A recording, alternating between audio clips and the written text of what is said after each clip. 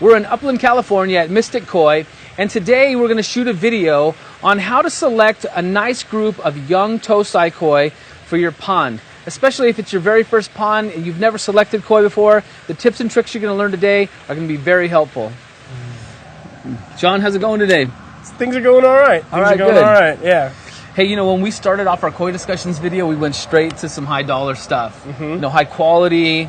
We started talking textbook of what to look for. We went all the way through to reserve grand champions and $60,000 koi. Absolutely, exactly. I want to get back to like the roots of it all, like when it all begins.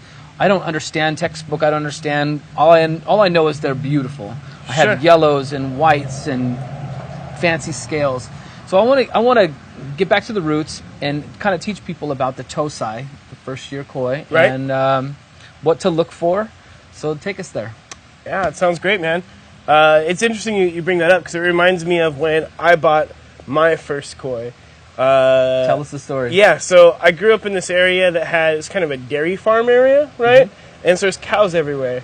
So I wanted to buy a koi that looked as much like a dairy cow as possible, which was a Shiro Beko at that time. Okay. Right? And so I read about the Shiro Beko. I went to my local aquarium shop, right, and searched through all these now would be very, very janky koi and picked out my first koi, Buttercup. Right? Buttercup. Yeah. And great. man, I love that fish. I mean, it wasn't a show fish, but absolutely it was my favorite fish. And that brought you to here. And that's why I want to talk about this, because this brings people to that level that we talked about. Absolutely. So You far. got to start somewhere, right? So let's pick out a grand champion. Yeah, it's probably not going to happen, man. You get that question, right? Of course. Okay. People are always coming in, looking in this $35 tank and saying, hey, Sean, pick me out a fish that's going to win a show in a couple of years. And the truth is, probably not going to happen. Well, let's get them in a bowl. They're beautiful as is, and let's get a close look. Absolutely. You want to hand me that tub there?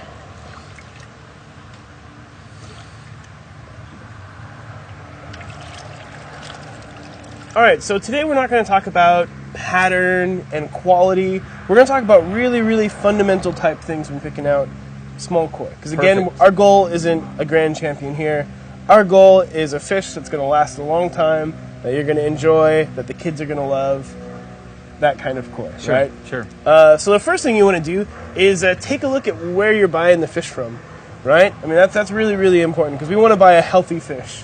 So you want to talk to the shop and see what their quarantine protocol is, what they do to take care of the fish beforehand, and make sure you're buying a healthy fish. Because the last thing you want to do is buy a sick $35 koi, throw it in your pond, and wipe out your entire pond. That's not what we're trying to do, you know? Yeah, that's the worst. The next thing I really look for, and this sounds really, really simple, but, you know, these koi are beautiful and the patterns are kind of distracting. I want you to make sure the fish has all its parts. It's got to have two eyes. It's got to have all of its fins, right?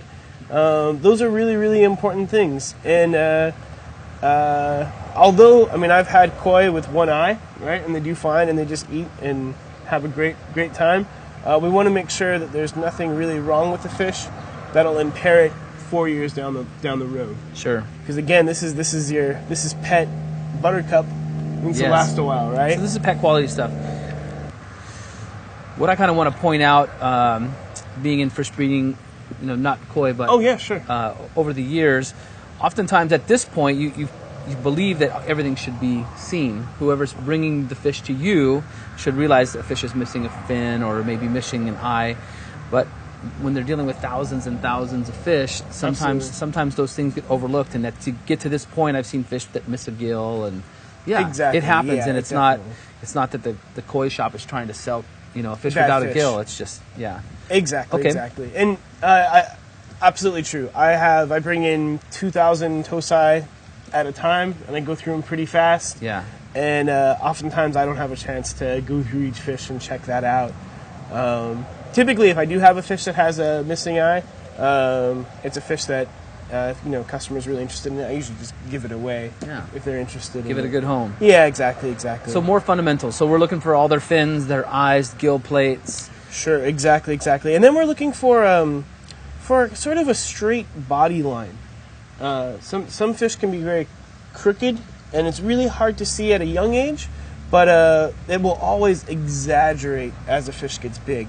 So what may look like this at a young age, when it's big, will just be completely bent. Right.